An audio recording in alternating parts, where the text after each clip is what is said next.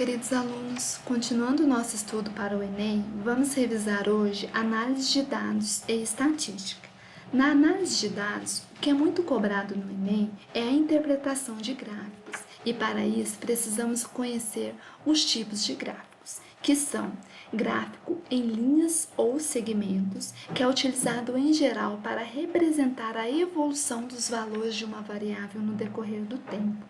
Por exemplo, este gráfico onde estão representadas as taxas de vítimas para 10.000 veículos nos anos de 2007 e 2008.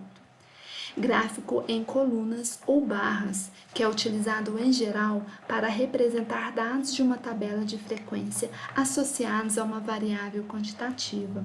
Por exemplo, este gráfico de barras horizontais, que mostra as razões que levaram os sem-abrigo a viverem na rua e com quem vivem. Gráficos em setores ou pizza.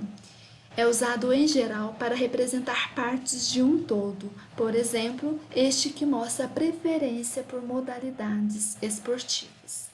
Vamos rever agora a estatística, em especial as medidas de tendência central, que são a média aritmética simples, que é quando se trata de dados isolados. Essa média é calculada pela soma de todos os valores observados dividida pelo número de observações.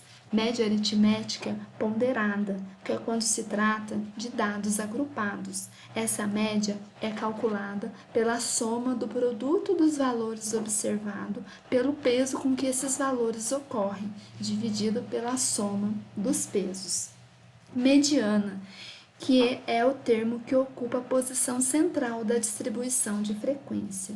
Se o número de termos for ímpar, a mediana será o valor central.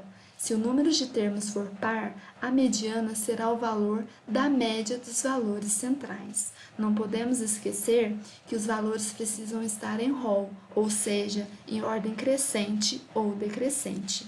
E a moda, que é o valor que aparece com mais frequência. E, por fim, temos as medidas de dispersão, que têm como objetivo avaliar a dispersão dos valores observados em uma distribuição de frequência, ou seja, avaliar o grau de afastamento entre os valores. As principais medidas são variância, que é a média aritmética do quadrado da diferença entre o valor observado e a média, e o desvio padrão, que é a raiz quadrada da variância. Quanto mais próximo de zero for o desvio padrão, mais homogêneos são os dados. Não esqueça no dia da prova de ler o enunciado com atenção. Bons estudos, professora Maria Tereza.